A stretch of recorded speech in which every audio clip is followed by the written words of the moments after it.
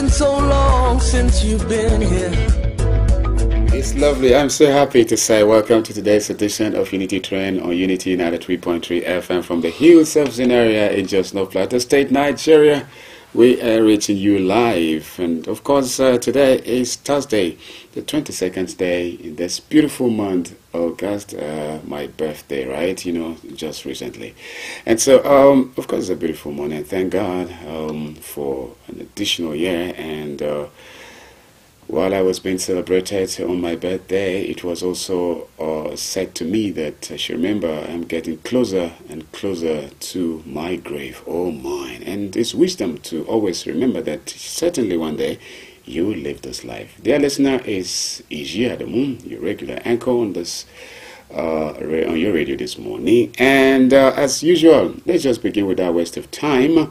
This program comes your way every weekday. Once it is 8 o'clock, we start and never stop until it is 9:30 a.m. We have three segments to it all. The first is review, 8 to 8:30, and 8:30 to 9, where we get to also take a topic and then we discuss that in-depthly. And just after the last 30 minutes from 9 to 9:30, it's where you get to join the conversations and, in fact, take the lead.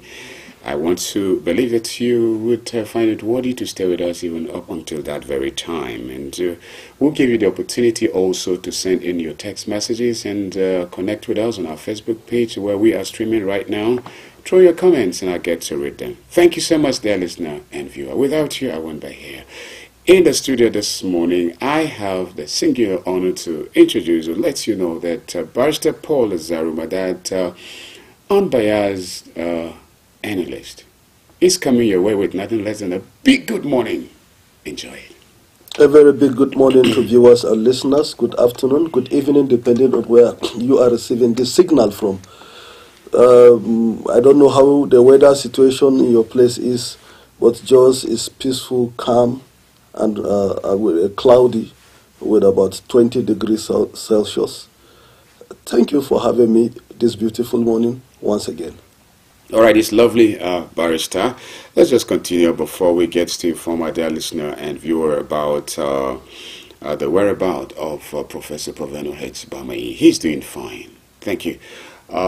Let's just look at the issues of local government elections, which is coming for us in Plateau State. The idea is that now it is expected that most parties have concluded their primaries, and every party is set to go, having running mates, people who would deputize them in one form or the other, as that's local government chairmen and councillors as well, and everyone seems to be ready, and campaigns are expected to be on high gear even right now. So, but what do electorate expect? How can they be informed? These are some of the issues I want to just look at before we look at the few headlines that we have for this morning. Well, concerning the local government election, we congratulate winners of various primary elections across the state. We also celebrate the political actors, because so far so good. We have not received any report of violence in any of the primaries, except that of Kwampan. And the TIC chairman was beaten to coma as a result of some shenanigans that transpired there.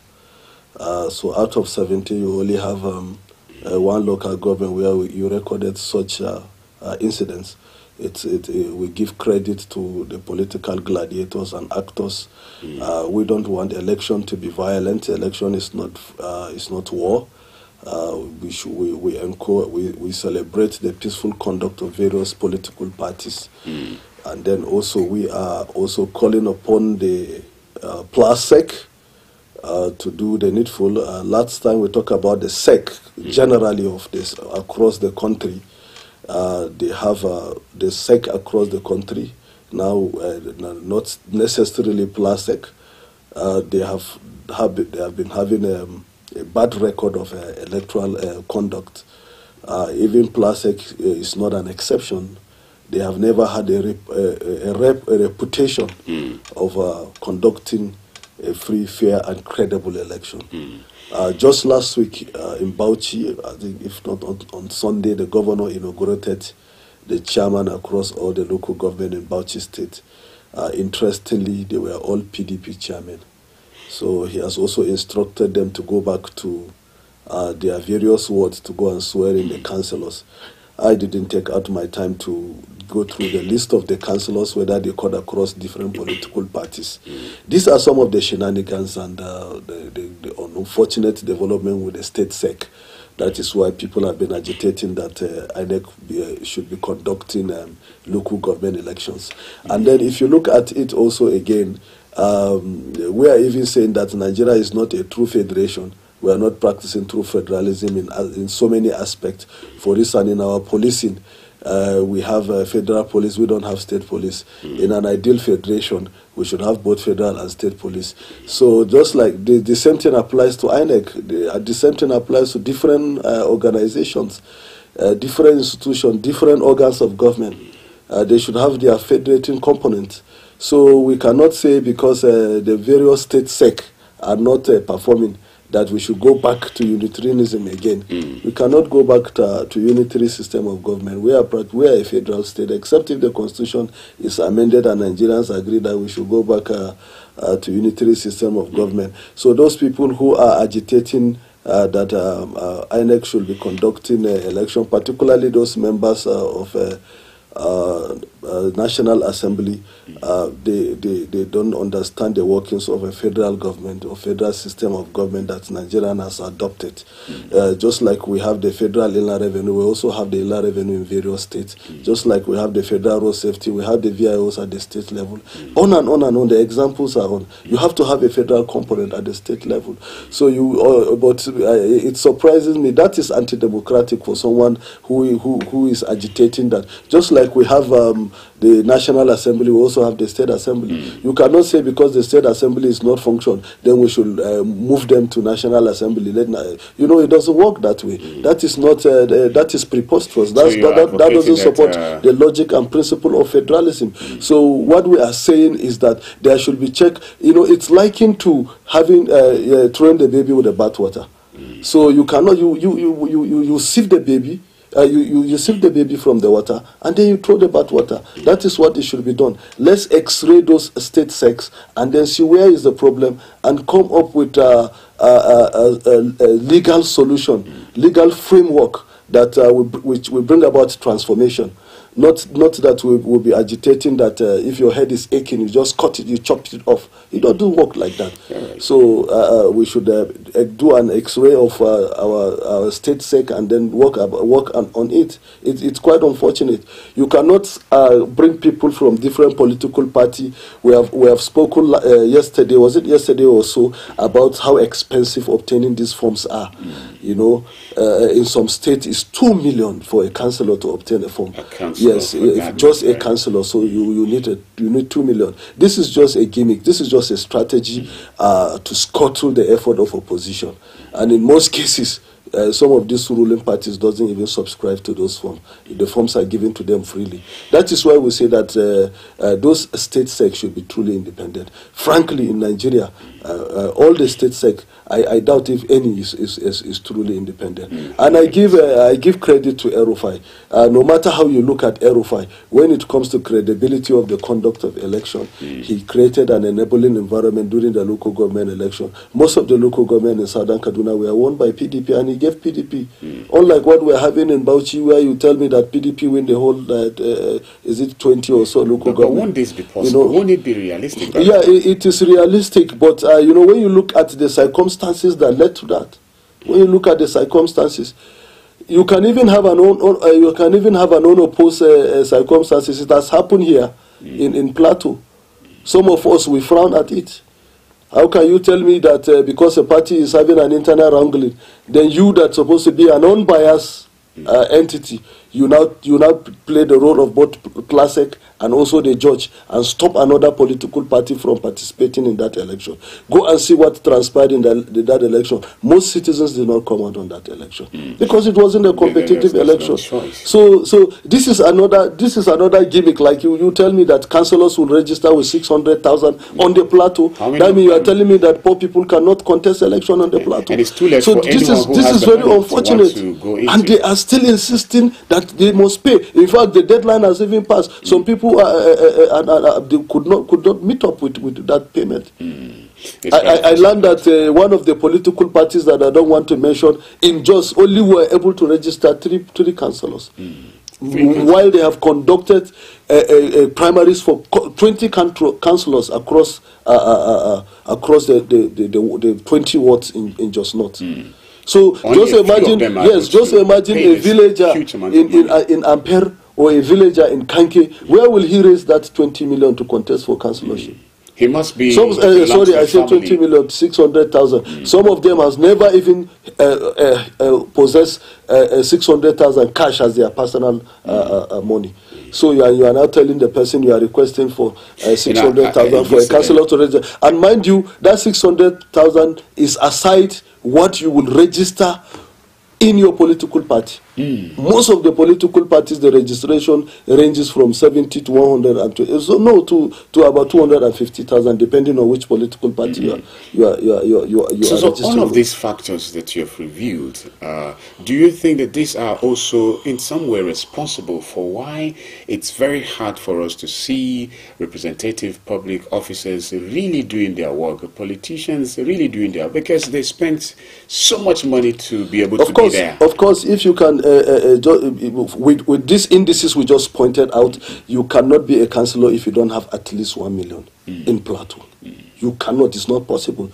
It's either you have or your supporters will fund the campaign. And when they do, and when they do, the expectation on you will be much. Some of them will go and borrow this morning. Your debtors will be running after you immediately you become a councillor. Some of them will be paid by one godfather or the other. And then you will become like a puppet or a marionette under the control of such godfather. All right, thank you, Barrister. Let's have some of these headlines and see what we can do before time begins to stare at us again. Edopo, new violence, a free state, imagine, says APC. Federal government's BVN, NIN for $500 million bond subscriptions. Police arrest a man for kidnapping 6-year-old in Katsina. Still in Punch, this one says Dangote refinery reduces crude imports from U.S. Federal government hikes passport fees to 50,000, 100,000 naira. Togo, Benin, or Nigeria, $14 million for electricity, federal government. And lastly on Punch, it says PDP chair, Wike tackle Clark as anti-Fubara plot thickens. Oh my, you see, each time we read through the pages, headlines, you hardly would find one that is not some sort of mind-blowing in terms of how can this be. When you are talking about Wike and Fubara, you know, Wike is a very strong man, and just as well as Fubara also know how to play his game. And Fubara is playing his game fantastically well. In the beginning, you wouldn't think that Fubara will survive all the political landmine that was planted by Wike, but you can see that gradually Fubara has been able to escape some of the landmines that has been planted by Wike, and I give kudos to Fubara for that. For Wike, I think Wike is in a very precarious situation. He is enjoying the appointment of APC as it stands today, and then he is also reiterating his loyalty to PDP. He is, whether he likes it or not, he is in a very difficult situation, and time will further reveal his difficulty. It is a very difficult thing for him to take certain decision, particularly when it comes to loyalty to his political party, and then also the federal government he is working with, because he who pays the viper There's goes the saying that it dictates the tune. So you can see that between Wike and Fubara, I think for now Fubara is able to stabilize Rivers State, and by October 5th they will be conducting their local government election too. If PDP are able to control a majority of Rivers State local government, that will further solidify Fubara's grip on the Rivers political climb. You know, when Wike was leaving Rivers, he planted a lot of landmines for Fubara. One of the political landmine he planted for Fubara was he conducted local government election and implanted most of his loyalists to occupy the local government position, and then also he bought forms for all the Rivers State House of Assembly members and also sponsored their campaigns. That informs why Fubara is finding it extremely difficult to control the Rivers State House of Assembly. But be that as it may, you can see now the tenure of those local government chairmen has expired. The House of Assembly attempted to go through the window to extend their tenure so that they will further pose a threat to Fubara and serve as a check to him. Unfortunately, Fubara was able to defeat them, and he also smartly scheduled the election for 5th of this October, and as soon as he succeeds in planting local government chairmen that are loyal to him in the majority of Rivers State, I think he will begin to have some succor in terms of the pressure that he has been getting. Because before now, it was pressure from the local government chairman, pressure from the local government councillors, as well as pressure from the State House of Assembly. So it wasn't easy for Fubara. So that's why I tell you that Fubara is also a strong man to cross some of those hurdles. And then now, if he's able to have the local government chairman in control, I think those local government chairmen will also serve as his grassroots watchdogs against the State House of Assembly. They will be able to check some of the excesses of the State House of Assembly. You know, politics is like a game of chess.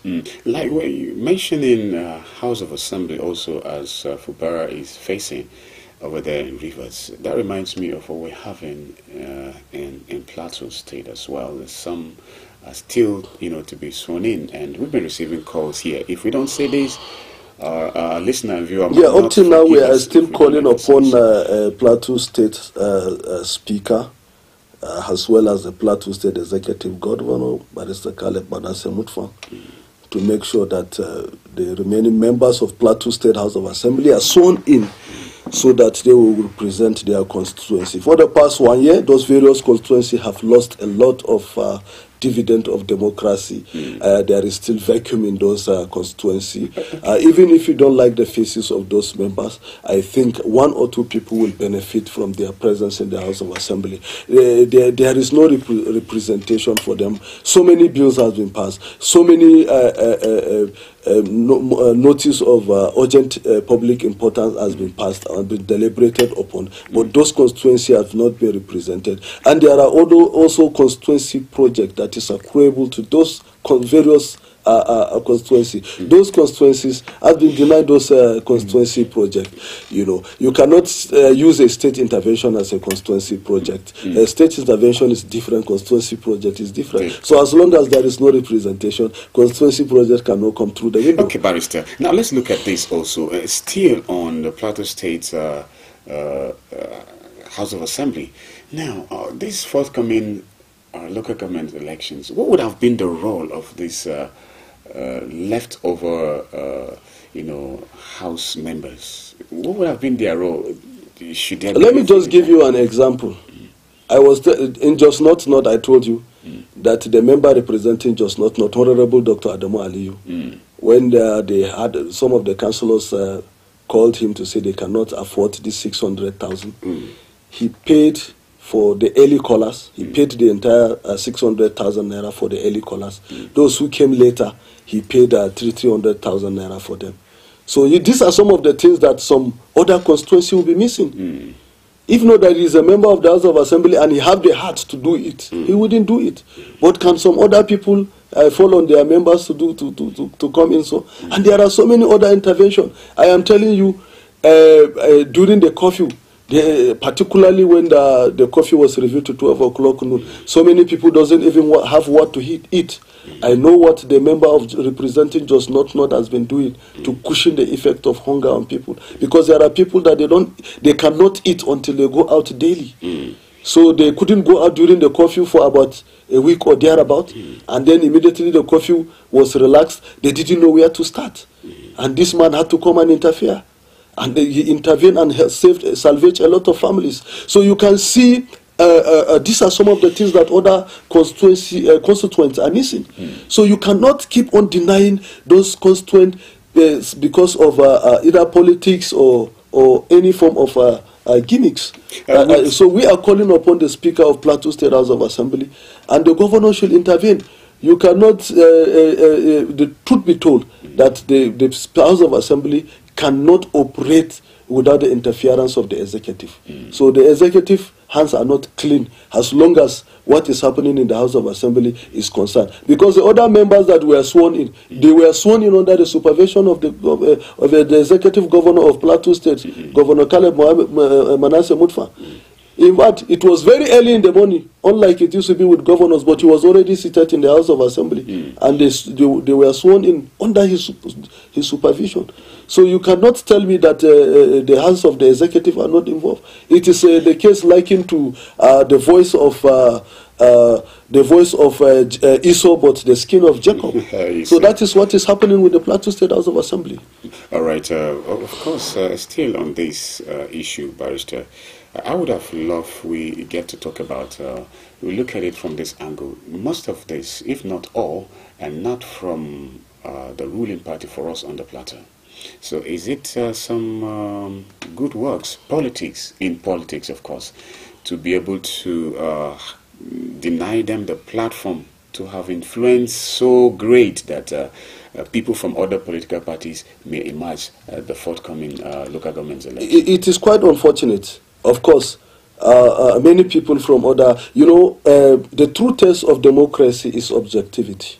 That is why, if you remember, during the dispute of when President Buhari signed the Electoral Act on the issue of either direct or indirect primaries, I had a contrary view with many political pundits and analysts, particularly the very seniors and Femi Falana, that was saying that the Electoral Act should be a direct primary kind of Electoral Act. You are stripping the political system of that objectivity. You are now subjecting it to one method, which ought not to be, because in the true test of democracy is objectivity, your ability to choose between different options. So a political parties should have different options: direct, indirect, and direct, indirect, and consensus. So, but you cannot say you will deny them of consensus, you will deny them of indirect. Each of them have its advantage. In consensus, it creates and enables a win-win situation, where in some cases, like what happened recently during the primaries of this local government election that is coming, some places had consensus, and the consensus arrangement was perfect in such that even the money you bought from will be refunded to you, and then in some cases, some people will even say, no, I have even forfeited the money I bought from. So it is a win-win situation. So just like in cases we call some things alternative dispute resolution or out-of-court settlement, that is what consensus is in politics. So people come together and say, okay, please, for this reason, let's not go into contest, because if we go into contest, some people will be feeling like winners, some people will be feeling like losers, and there will be bad blood, and but if they come together, and then consensus is not imposition again, because some politicians impose candidates in the name of consensus, and they will tell you, you must drop, without really persuading you or giving you reason to agree. Willingly. So this is not consensus. That's why the new Electoral Act says in a case where there is consensus, all the parties must sign that. Those who obtain forms, they must sign that yes, they agree to that consensus. Where there is no such signature arrangement, then then it is not consensus. Once the issue is challenged in the tribunal, then the tribunal will definitely say, of course, there is no consensus. Thank you very much, Barrister Paul Zarima. Our listener and viewer is 8:25 this morning, and it's time for a commercial break. And stay tuned. We'll be right back after it, please. Mr. Politician, it's good to see you again. It's been so long since you've been here. You had me thinking you were dead. How's your taxpayer mansion? How was your...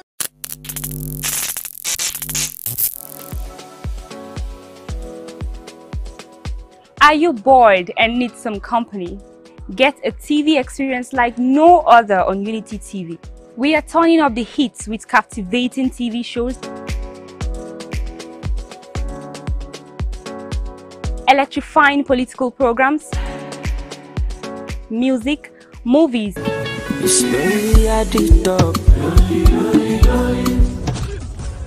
and lots more that will leave you craving. I'm sure you want to know more. Tune in to Unity TV today and let the excitement take over.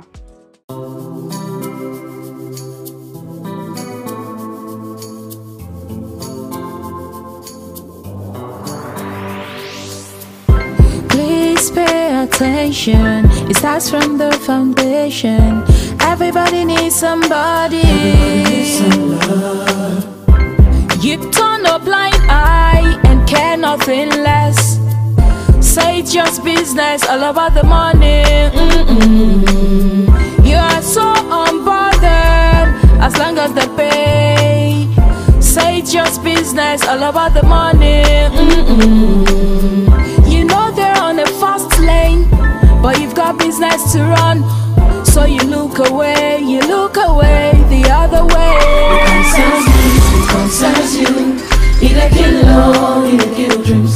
It a land people for jail. War against drug abuse. Get ready to be entertained and inspired by the incredible stories around the globe. Don't miss out on the excitement. Hello at Work is an ultimate TV program that brings to you the interesting stories and daily happenings worldwide. Join us Mondays and Thursdays, 10 a.m. as we dive into the daily happenings and stories. Tune in and stay. Say hello to the world as you bring in your ideas, as it is a perfect blend of entertainment and information. Get ready to stay up to date while being entertained. I was the head boy in my primary school, senior prefect and best graduating student in my secondary school, but drug abuse almost ruined my life. I was on an average of 2 grams of cocaine per day. I was taking 8 ampoules of pentazosine daily. European shisha, cocaine. I became a user, a dealer, and a gangster. I saw other users drowning. I knew I didn't want to be like them, but I was already trapped. My family disowned me. My employment was terminated. I sold my car, sold my house. I'll go out well-dressed and return shoeless, shirtless in exchange for drugs. I was saying things that were not real, and I once stabbed myself because I felt something crawling under my skin. I contacted NDLEA and started therapy. I spent 3 months in therapy. I spent 8 months. It's easy to relapse, but your mind has to be stronger than the cravings. Drugs does not love you. You are not the one using drugs. Drugs are the one using you. Say no to drug abuse.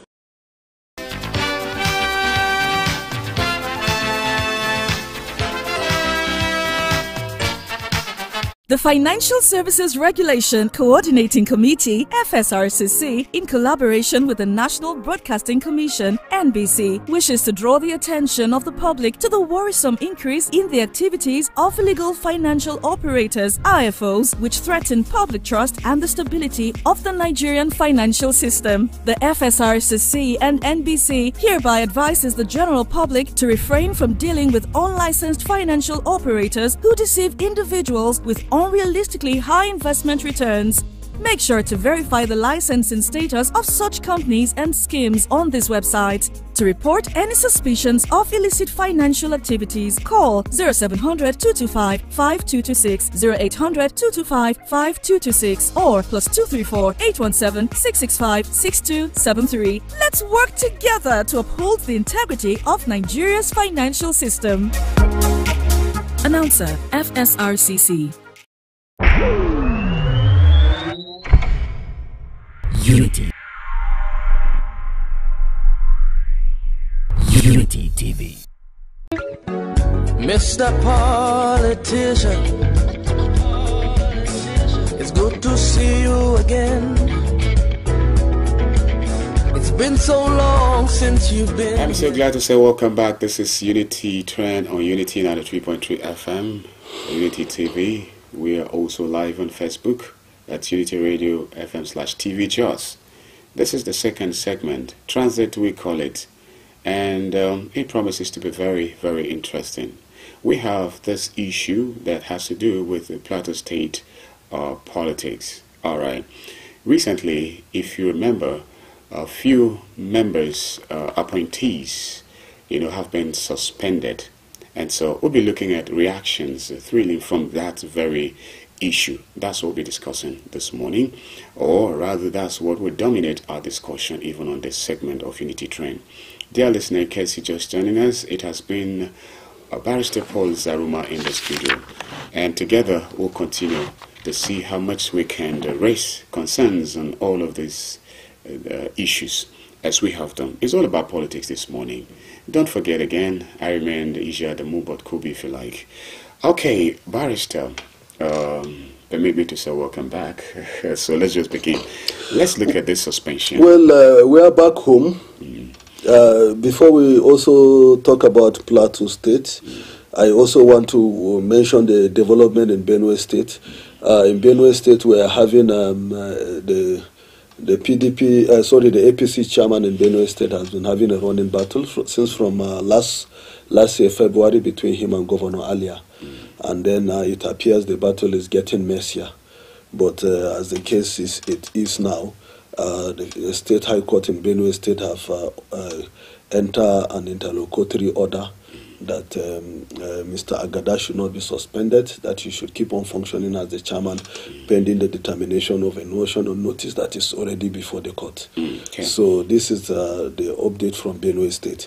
Now back to Plateau State. Before we even talk about the suspension of the commissioners, we also want to inform the public that Governor Caleb Mutfang of Plateau State has appointed Mr. Stephen Gado as the acting head of civil service of the state. This announcement was made public by Mr. Gambere, the Director of Press and Public Affairs, to the governor. He disclosed this in a statement on Tuesday in Jos.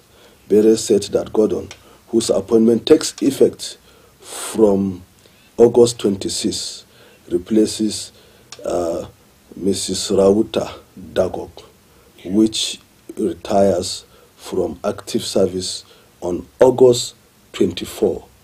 So we congratulate the new head of service of Plateau State, where we pray that the God will give you wisdom, that God Almighty will give you wisdom and give you direction to contribute to the progress of Plateau State. Mrs. Rauta is well known to me. She did wonderfully well within the short time for being head of service. She was initially appointed by Lalong, but because of her performance, Governor Manasseh Mutfang graciously allowed her to continue, even though her position has some statutory flavor. But I think the governor graciously allowed her, because there are other appointees that enjoy statutory flavor, but were also sacked by Governor Mutfang. But in her own case, he allowed her to proceed because of her performance, and she did well. We celebrate you, Madam Rauta Dako. So back to the issue of suspension of local government, the suspension of commissioners by the executive governor of Plateau State. If we go the governor, through the same director of press, Mr. Gyang Bare, disclosed the development in a statement on Tuesday that the affected officials include Honorable Chrysanthus Dawam, Commissioner for Budget and Economic Planning, and Honorable Jamila Tukur, Commissioner for Tourism, Culture and Hospitality.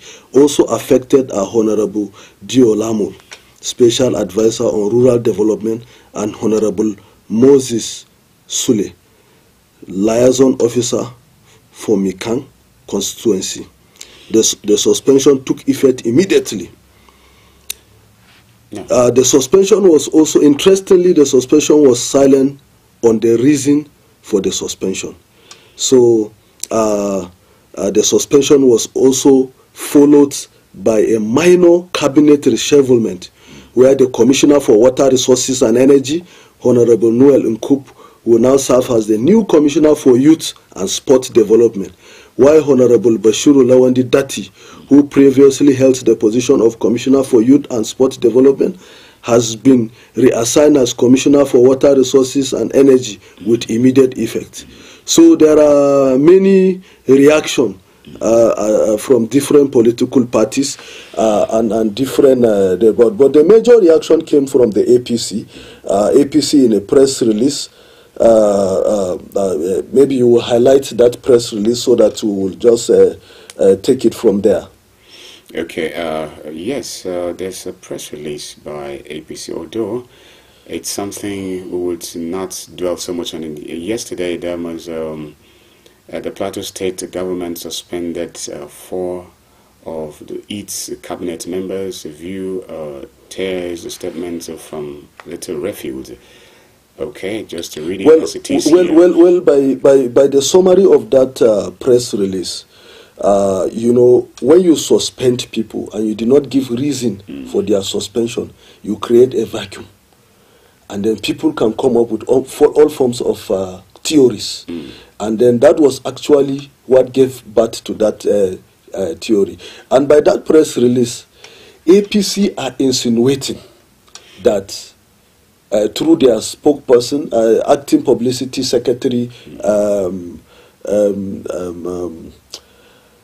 Shitubame, he's a wonderful Shitubame. Shitubame has been doing a great job for APC.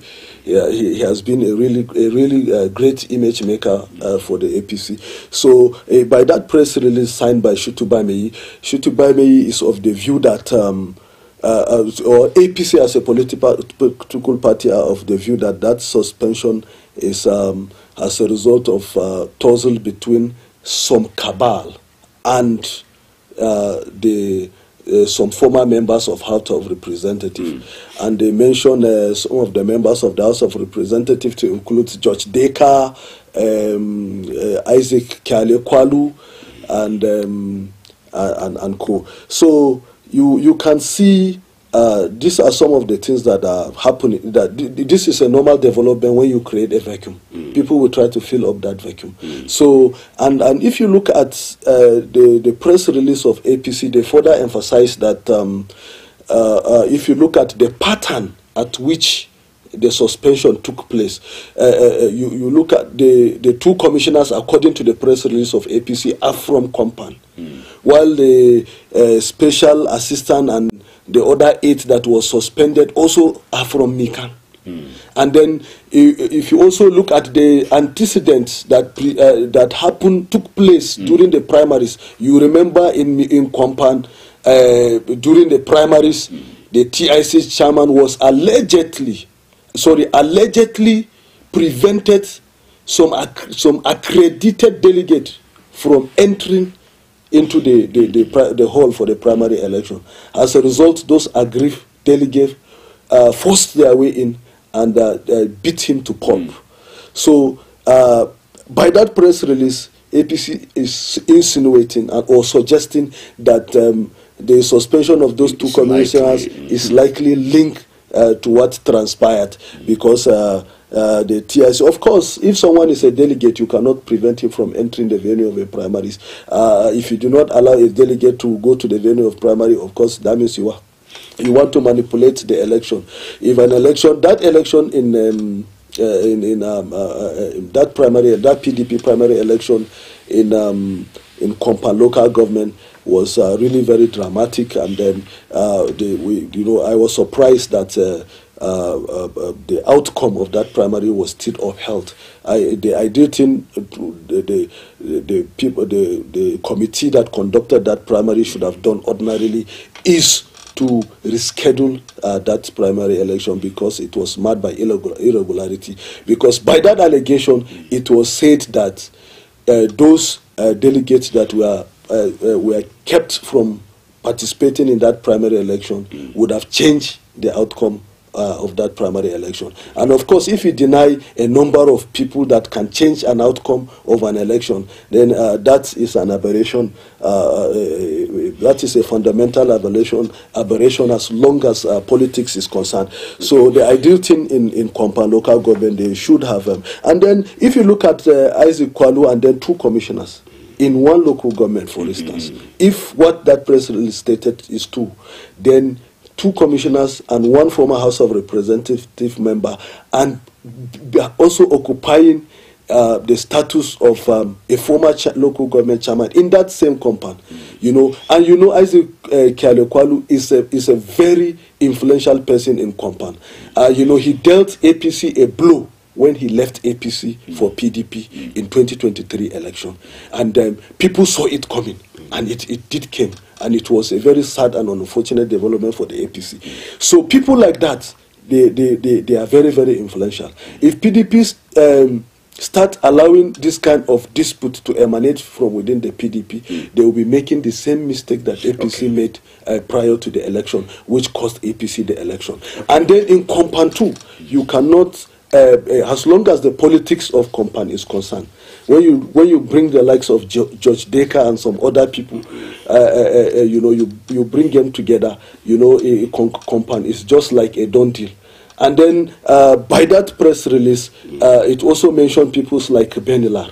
You cannot, when you are talking about political gladiators in Southern Plateau, you mention people like Benilar, people like Idris Wase, you mention people like Gagdi. These are political gladiators. When you talk about both Central and Southern Plateau, you talk about the likes of Gagdi, the likes of Darie. So there are some components in politics that you should be careful when you are dealing with them.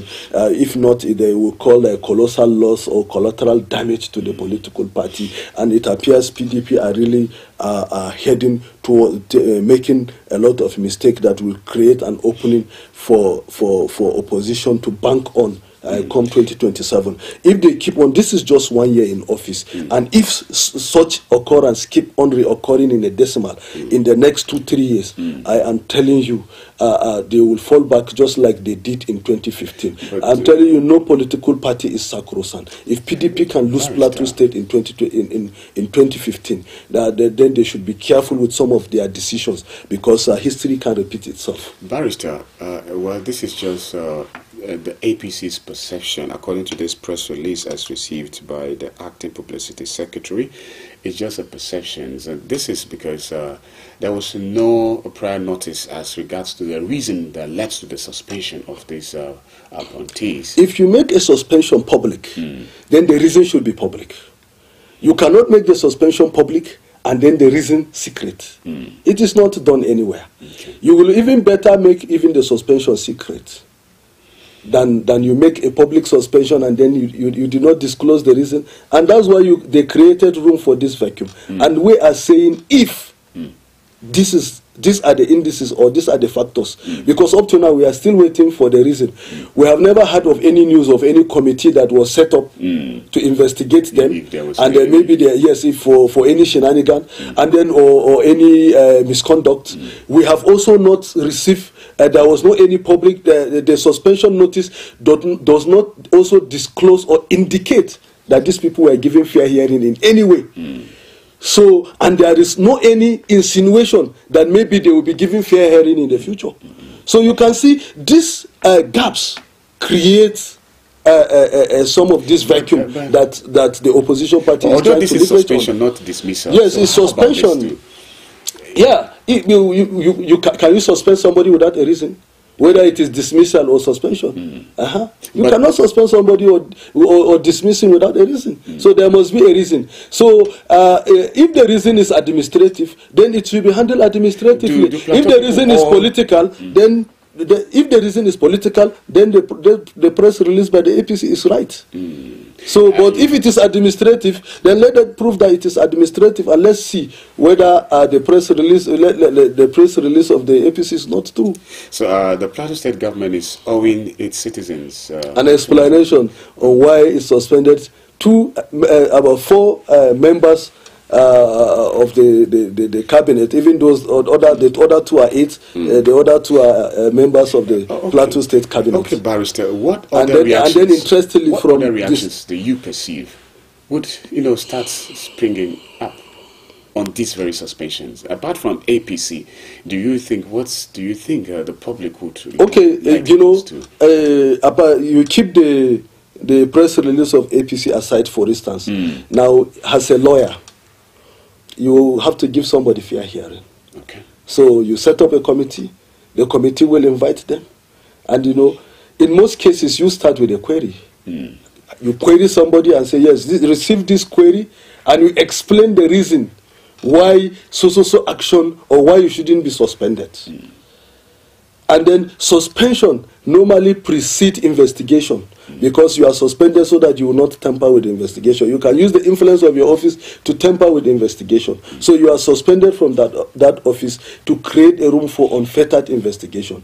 But now, no reason, no investigation panel, no any explanation, no fair hearing was given to them, and no any insinuation or even inkling, no iota or scintilla of inkling that there is going to be a committee that will investigate them. What is your objective conclusion, opinion on this? My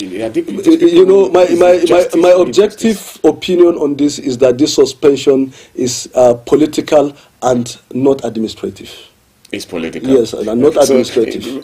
Barrister, it's like you don't want us to talk about whether it's justice or injustice. No, we will not arrive on whether it is justice or injustice. All right, but then it's political. Because, yes, it's political. All right. Yes, it's not administrative. Because both of them, we have not... but generally, frankly, the administration of Mutfan has been doing well. As a team, they have been doing well, and those that really stood out from the team, you can talk about somebody like Had Bankat, you can talk about somebody like Gamberi, you can talk about. So as a team, they have been doing well. So now that they have started hitting some members of the team, you will now begin to see that, yes, most of these things are, you begin to suspect that it's political. It's political. So, except if we get details from the government that this thing is purely administrative. Your submission now is like a call to PDP to be... Yes, let them explain to Platoonians. The idea, they should be accountable, they should be transparent, to the people. So we are waiting. Let them tell us the reason why they suspect them, why they suspended them, and also explain according by the press release of APC about that primaries that took place in Kompan. Was it a fair primary where you thwart the efforts, you truncate the privileges of some delegate? You did not allow those delegates to participate in that election. And I am telling you, if what that press release is true, mind my word, I said if it is true, then playing with people like Isaac Kalekwalu in Kompan is like playing with fire. It's like you're giving a PDP some advice on which, if they will listen to you and, of course, obey, it will help them.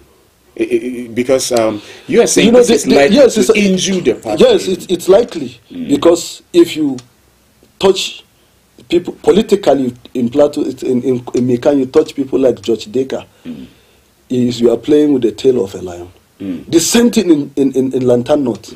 If you touches people like Benila, it's just like in the APC, you go to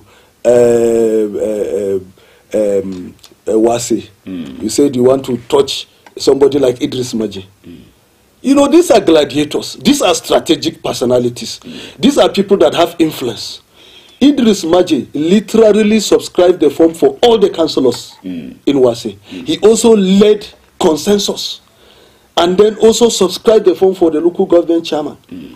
And then was one of the few local government that had a peaceful consensus. And those who bought form, he refunds their money for the forms. It's not the kind of consensus that people will be aggrieved and people will be... In fact, they gave some people more than the money for their form. So such kind of people, you think you can just displace them anyhow. You cannot displace them anyhow. Because their influence is effective. It's very potent. Barrister, back to the allegations that some delegates were denied the right to, be able to exercise, to vote. Okay. Yes. Now, well, do you blame that on Plateau State government, or who do you think this is? No, I will not blame it on the Plateau State government. Okay. Blaming it on Plateau State government will not be fair on the Plateau State government. There are committees that normally conduct. There is an umpire that conducts. Even PLASEC will not receive the blame, because PLASEC usually in primary election plays the role of observer. So you cannot, unfortunately, in that situation, some PLASEC officials were beaten. I think that was a transferred aggression. They were victims of transferred aggression because they had no business with that election. As long as PLASEC is concerned, they were there only to monitor and observe and make sure that the election was transparent, free and fair. So beating their official was misplaced, was a wrong, was very, very wrong. And then again, also fighting in election is not always the solution. That local government chairman may as well would have died.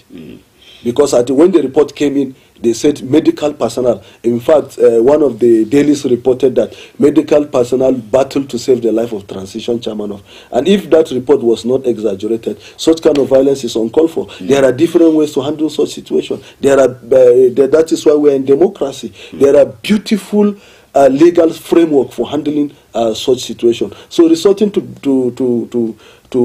violence and blackmail is not always the good thing.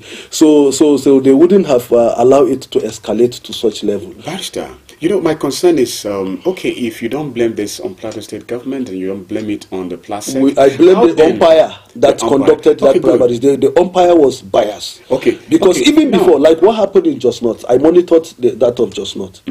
What happened in Just Not was the umpire made sure that all the delegates were seated. And that very day, out of 100 delegates, 99 delegates were seated. In fact, the umpire were patient. The primary election was supposed to start in by 10 o'clock. Okay. But when the delegates were not complete, the umpire waited for the delegate till around 3 p.m. before all the delegates were seated. Okay, now they say they will not conduct election until all delegates were seated. This is my question. Then this is my concern. Yes. Now that you don't blame this on any of this, like the government, the PLASEC. Yes. How then, according to APC's press release, now how does this? Where is the link between this issue that you don't blame it on the government or PLASEC? Something to do with the suspension of this appointee. Okay. Government doesn't conduct primary election. PDP are accusing them APC are accusing the government for manipulating the primaries. But do you know why I blame the umpire? Because why will you allow yourself to be manipulated? That is why I say I blame the umpire. Why should you allow yourself to be manipulated? So that is why I said the umpire, the PDP umpire that conducted that election is the one to be blamed. Okay. And then again, another person to be blamed, personality, another character to be blamed in that incident is the PDP itself. Ideally, PDP was supposed to send another umpire, since that umpire is proven by that allegation to be biased. Now, why I use the word proven is that because the umpire have not come out to say the allegations are untrue. So PDP would have sent another neutral umpire to go and reconduct that primary election and make sure that all delegates. But it appears someone somewhere is enjoying the outcome. All right, thank you. Yes. Maybe in a minute, what do you expect that it should be done so as to to bring down the possible reactions that we're likely to start getting still on this suspension? Let me tell you, just like I earlier stated, that no political party is sacrosanct. I remember when PDP were holding the central government, they boasted that they will rule Nigeria for 40 years. And nothing will happen. And behold, the Buhari whirlwind came. Or if you like, I will call it the Buhari political hurricane.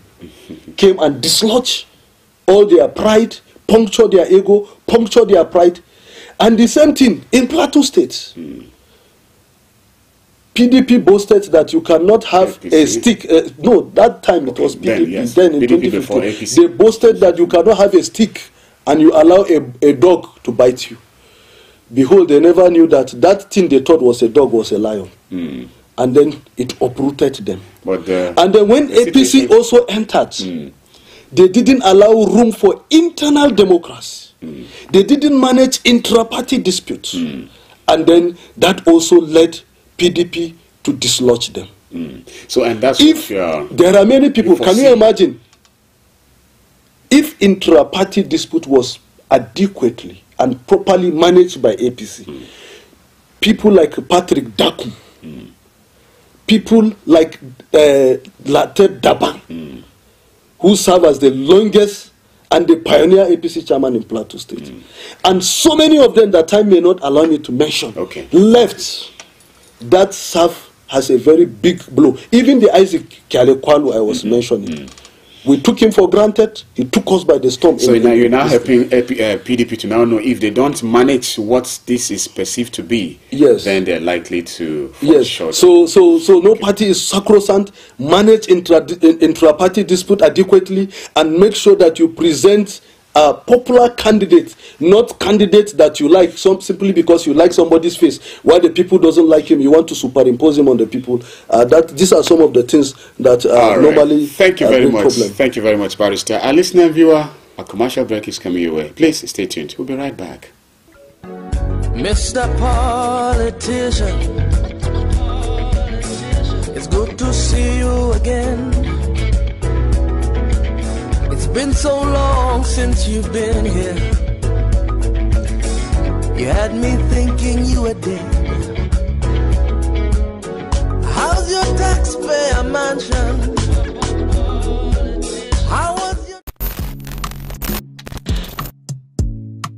Get ready to be entertained and inspired by the incredible stories around the globe. Don't miss out on the excitement. Hello at Work is an ultimate TV program that brings to you the interesting stories and daily happenings worldwide. Join us Mondays and Thursdays 10 a.m. as we dive into the daily happenings and stories. Tune in and stay. Say hello to the world as you bring in your ideas, as it is a perfect blend of entertainment and information. Get ready to stay up to date while being entertained. I was the head boy in my primary school, senior prefect and best graduating student in my secondary school, but drug abuse almost ruined my life. I was on an average of 2 grams of cocaine per day. I was taking 8 ampoules of pentazosine daily. European shisha, cocaine. I became a user, a dealer, and a gangster. I saw other users drowning. I knew I didn't want to be like them, but I was already trapped. My family disowned me. My employment was terminated. I sold my car, sold my house. I'll go out well-dressed and return shoeless, shirtless in exchange for drugs. I was saying things that were not real, and I once stabbed myself because I felt something crawling under my skin. I contacted NDLEA and started therapy. I spent 3 months in therapy. I spent 8 months. It's easy to relapse, but your mind has to be stronger than the cravings. Drugs does not love you. You are not the one using drugs. Drugs are the one using you. Say no to drug abuse.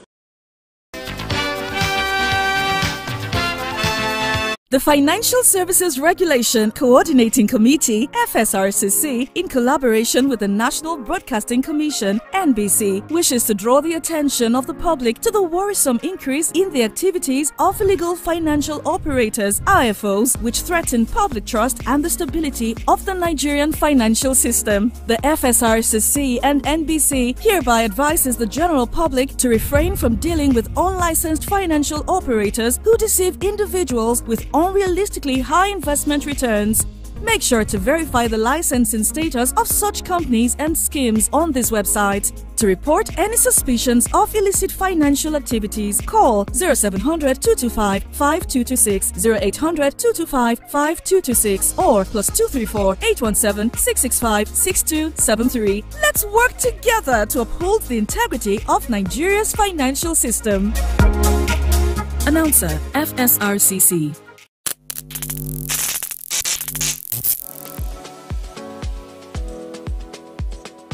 Are you bored and need some company? Get a TV experience like no other on Unity TV. We are turning up the hits with captivating TV shows, electrifying political programs, music, movies,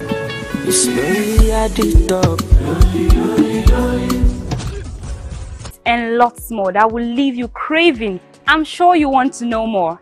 Tune into Unity TV today and let the excitement take over.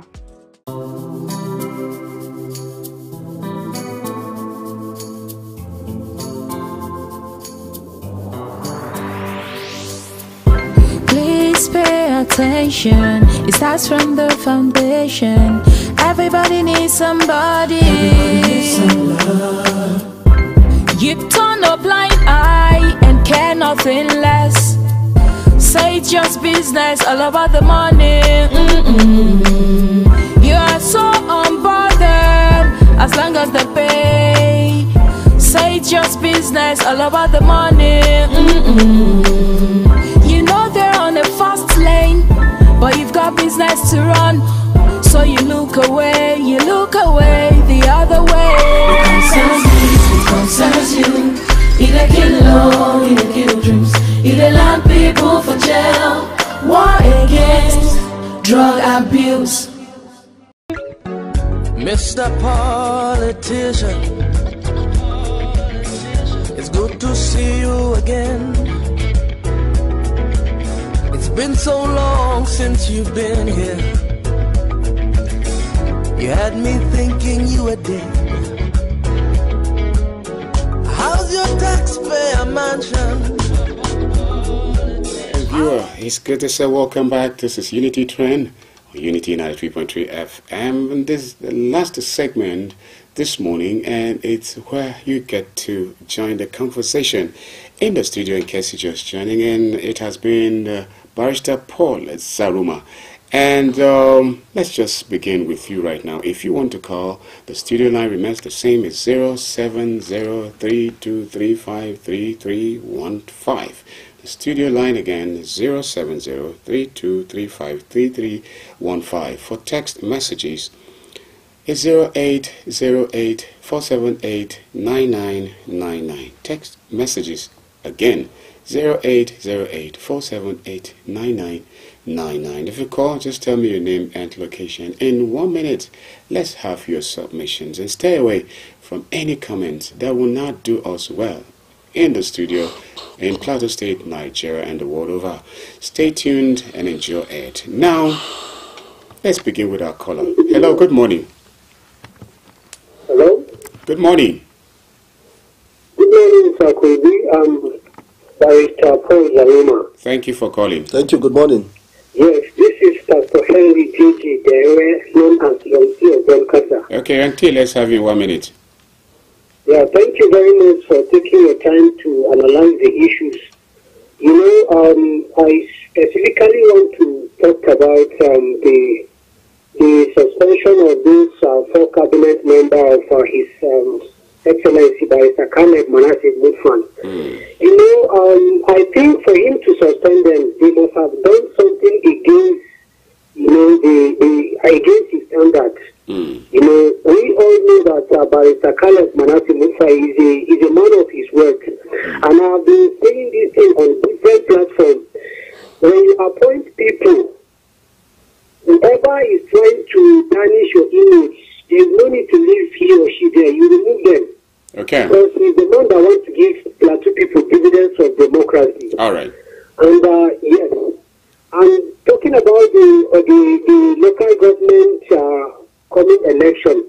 I want Plateau people, please, this is no do or die affair. Plateau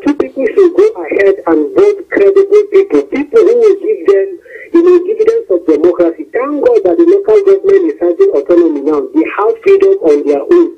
So whatever funds that is coming from the federal government is coming directly to the local government treasury. So please and please, people should vote people who will serve them, not people that will just come and embezzle money. We've been having series of cases like this. We don't want to have, all right, thank you. On the plateau again, please. We want people from other states to copy, to emulate us on the plateau. I think when we do that, it will give us a better plateau and Nigeria as a whole. You have a wonderful working day. All right, thank you very much. A backlog. This one from yesterday. This one says very big good morning. Excellent radio presenter Kobis, Professor PH Bamayi, and the barrister Zaruma in the studio. Thank you for the good work. Please keep it up. May God protect our country and make life easier for us. God bless you and your family. God bless Nigeria and the Plateau State. From Mutala Yahayama Igia. Thank you, Mutala Yahayama Igia. This one is coming from the leftover of text messages yesterday. Another caller. Hello, good morning. Hello, good morning. Thank you for calling. Yeah, thank you very much. My name is Sadiq Kumar. I'm calling from Shirye. All right, in a minute, Sadiq Kumar. Yes, I'm calling to get. We are sitting very, very well. You see, Apple is the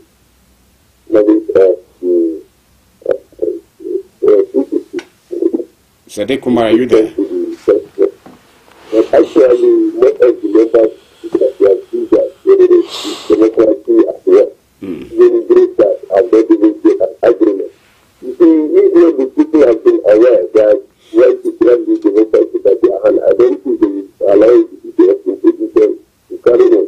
But you see, PDP have made a very, very because we have seen most of the primaries, we have seen the potential is very peacefully, and the people of the opposition get that here. Because in this local government that have taken, I think, this empire of that local government as the government said, are trying to put more opposition on that, and that's what the people said, I think. This has been the character of getting into that. Thank you. When we take local government, they have to come and take especially with this autonomy that is, I think, experiencing. So that the people will see the dividend of democracy as well. Thank you, Sadiq Kumar. They are implementing the government, they are seeing a lot of things that the government do. And actually, the government has a lot on the category. When we do local government election, I think the government very, very clear and very to kind of especially the state and ground. So we need support from the people of other parties so that we have the people. Thank you, Sadiq Kumar. Thank you very much, Sadiq Kumar. All right. Well, 070-3235-3315. Just be a part of it. I'll be very happy to hear your own opinion regards all of the issues we've raised. Hello, good morning. Good morning, sir. It's good to have you, sir. Good morning, Ambassador. Good morning. Good morning. What I want to say this morning. My name is Mr. Kingsley Barnabas. All right. Yes.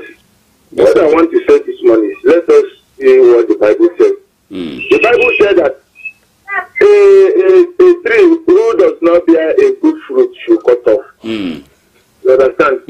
So if you are talking about the starting or the removal of the tree people from the government, if government notice that they are not working, you should start them and put another person. It is not better. Now we are crying that we see what happened in Abuja, where CP we invite NLDC chairman to come and answer query for what he doesn't know about. You understand? And we are here hearing crying. You see, if this boy Ahmed remove Fina, Mr. President.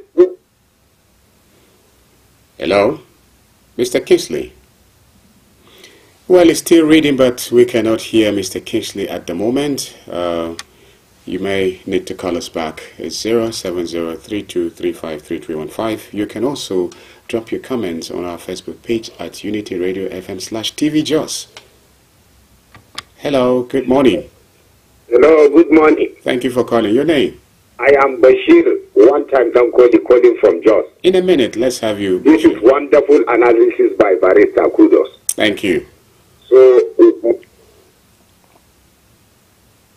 in the local government election, all right, we pray that the local government election will come up peacefully and end up peacefully. But what is there is that the PLATEAU, they should conduct credible election. People know that this is credible. So whosoever wins, give it to him. All right. Let's allow this to encourage. This is what we are praying on. Thank you very much. Thank you very much, Bashir. Okay, from yesterday too. Good morning, sir. Hope you are doing well. I wish you Allah's protections and guidance. Amen. And again, it continues. Good morning, Kubi, Prof. B, Barrister Z. May God bless your families. The eyes reading this text, they should not see evil. Amen. And the hands holding this phone, they shall not labor in vain. Amen. The mouth saying amen shall smile forever. Amen. May God continue to forgive and pardon those who we gone before us. Teach us to always care for one another and protect us from evil and give us patriotic and responsible and responsive leadership. Never lose hope. Be a good Nigerian. Okay, be a good neighbor. And it's from Hassan Garba. Thank you, Hassan Garba. Hello, good morning. Good morning. Thank you for calling. Yes, I'm Wale. I'm calling from Tafe. Okay, Wale, how is Chobe? Fine. All right, let's have you 1 minute. I want to name something. I said every evening, yes. There's some boys from stadium. They used to go to the stadium. Whether watching a Dante something, all these local fights something, yes. But each time they used to come back to go to their Angora. Yes. So they used to fight themselves. So please, I want to make a recommendation to the authority. Because they used to hold all these machetes, something that is not advisable to be done. They will be fighting themselves. People will be running as if there's a crisis in the town. Okay, usually, which route did they usually take? From the stadium to the maternity children's site. All right. Noted. They'll be stoning themselves. People will be running as if there's a crisis. I witnessed it yesterday. All right, thank you very much for calling. I truly appreciate it. Thank you very much. Yes, I love this. If you see something, don't say something, but say the thing. That's what we encourage at this platform, all right? Barrister, how about that? Yeah, I think, and I also believe that. Sorry, Barrister, I think... hello, good morning, sir. Morning, I'm calling you from Hollywood. It's good to have you, sir. Let's have you 1 minute. You see, Uncle Bill. Yes. These are how the politicians will start. You have the PLATEAU chairman saying that the election will be credible without any income. You have the governor president cannot do this. Within the primary, you have started seeing what is happening. With the governor be on the one, be in the field to conduct it. To conduct. I tell you, last week, Saturday, not the state government held a general election. Not that the state from Takabundu, Riniden, Jajan, and all these things. Even the biggest market nobody knew that the elections were going to happen. Even most of them that I asked, that because we're having local government state government, they said, where's the ballot box? Don't do anything, everybody's doing their business. So we should know what the system is all about. And then you can hear them here saying, you know, this kind of shenanigans. When it gets to the court case now, they will start blaming the judges. When they were the people that focus on the thing. All right, thank you. Ike Kalu is saying the truth. I was in Bauchi. Bauchi didn't look like a place that elections were held. You did if it were INEC that conducted that election, if you enter anywhere, even after 1 week, you will not you have an idea that an election took place not long ago. There was no any sign that election took place in Bauchi. Right. So it is very sad and unfortunate. Okay, let's see what we have on our Facebook page. Good morning. I am Abubakar, watching you from ZINARIYA Hill. Thank you so much, Abubakar Umar Ibrahim. And Sadis and Champion say, good morning, gentlemen in the studio. Actually, you are doing something great at the moment. May Almighty Allah bless you and your family members. Amen. Aminu Abdullahi Shwabu say, good morning, Kobe, Professor and the barrister. I'm watching you live from Rikers in Cementi. The issues of insecurity is getting out of hand. We are urgent, government to do the needful. Thank you, Aminu. And Crested George, as I say, good morning, the great radio presenter, Kobe, and the guest. Have a blessed day. Thank you, Crested George Azi. Fidelia say, good morning, Kobe and the professor. Bamayi say Allah and Barrister Zaruma. May the Almighty God continue to bless you for the wonderful analysis. Keep it up. May the Almighty God bless Nigeria and Unity FM radio and TV. Thanks, Umar Fidelia. Thank you so much. We appreciate it. Hello, good morning. Good morning, Kobe. Thank you for calling.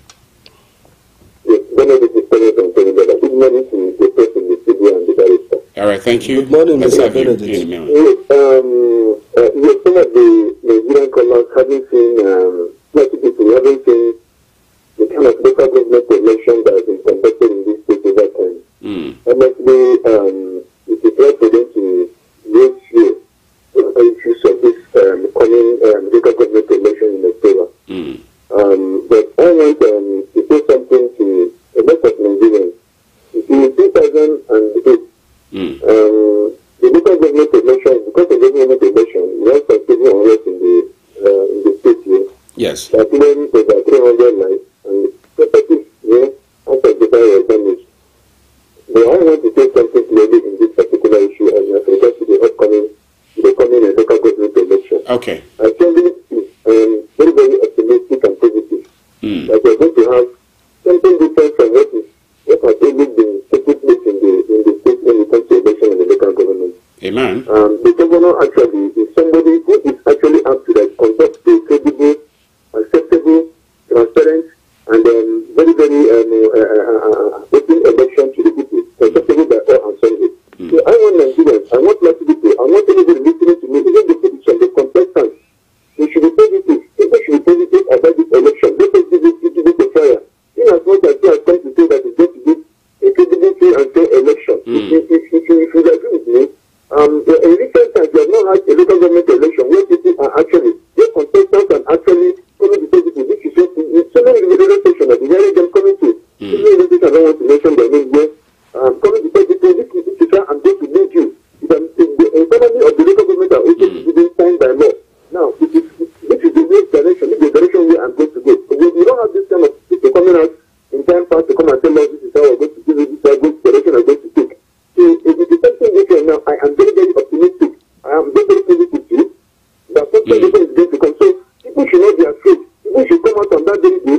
What they carry is their choice. Anytime when you win the election, that person is going to be declared winner and become your local government and become your councillor. So there's no reason why anybody is going to say that and it's going to be business official because it is actually around the same of the thank you.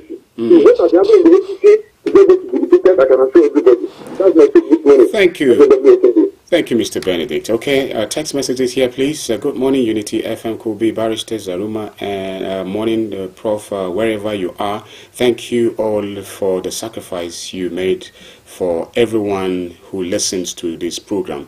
May God bless you all. Live in peace, Plateau State, Nigeria, Africa. Daniel Deladi, Gabon Satellite Market. One man, one farm, one woman, two farms. Good morning, Kobe, Barrister, and the Prof.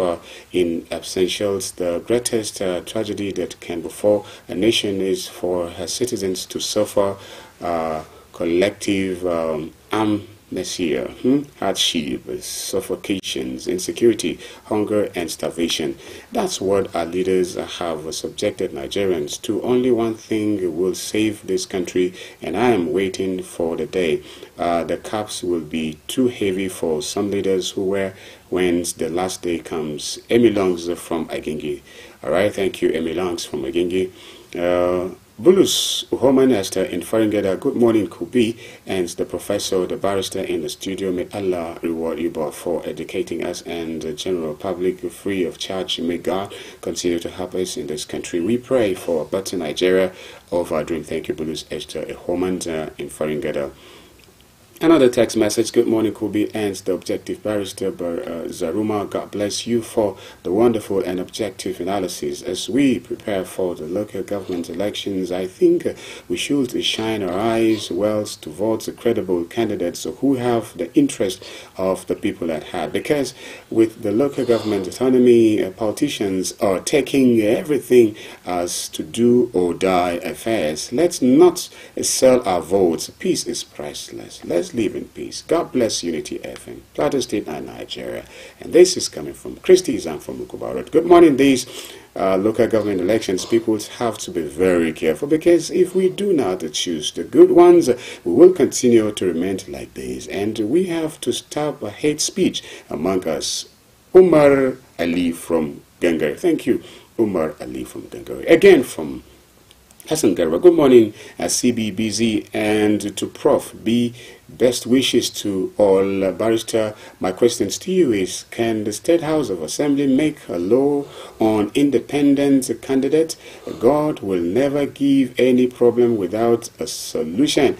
May His Excellency, who turns hardship to relief and cloud rain, turn our efforts, wishes, and prayer for our dear nations to reality. Amen. Hassan Garba, I think he's referring to God Almighty there. Okay, this one said, good morning, sir. I lost my father this morning. Oh my. It's a sad one. It's from Esther Kobosha, from Kaduna, all the way. Our condolences to you, Esther Kabosha. Okay, morning, Mr. Kobe and Professor Barrister Zaruma. Federal government should stop playing politics around the issues of security. If we are not ripe for state police, then definitely we are not ripe for subsidy removal, as the local government elections let votes in credible men of good degrees and integrity, and I pray the labor of our heroes past shall not be in vain. God bless Nigeria. Adewumi from Bauchi, Rurong. And I think this is the most we'll be able to take on today's edition. So, you might need to respond maybe in 1 or 2 minutes, Barrister. Yes, one of the callers just asked question that whether the State House of Assembly can make law for an independent candidate. Yes, they have the power, just like the National Assembly do. So they can make such kind of law. They have that constitutional power and prowess to make the law. But it may be very expensive for one. It is. It is very expensive. It's better you work as a political party. It's cheaper. I'm telling you, it's very expensive. There are even some political parties that cannot even sponsor agent in various polling units. How many polling units do we have in Nigeria? We have 700 and something local government, and each of those local government have what? For instance, in Jos North we have 14 federal wards and 20 state wards. So just imagine how many polling units are within those, spread across those wards. Only in Plateau State, how many polling units? There are political parties that cannot sponsor an agent into all those polling units. How much more of one candidate to take this whole weight on his shoulder? It's not very easy. I think having an independent council is a very expensive venture. So it's even better for people to go for to contest in political parties that have less competition, if you want to appear like an independent party, an independent candidate. So be that as it may, I want to call upon all the political parties to entrench internal democracy. Because as a democratic party, they should entrench internal democracy according to their laws. They shouldn't be seen to violate their laws because of vested interests. Because that vested interests have a lot of consequences. So, and I want to also reiterate the fact that no political party is sacrosanct. No matter how strong you are, no matter the will of people you are enjoying, you can be dislodged anytime, any moment. So political gladiators and political actors should know that anything that they are doing now is temporary, and power is transient. So in as much as you are occupying that office, take other members of your political party. Ideally, a political party should operate as a family. But you keep on hearing politicians say, we in so party family, we're a family in this party. But when it comes to issues, practicability, they are not really a family. Okay. They are just a gathering of strange bedfellows.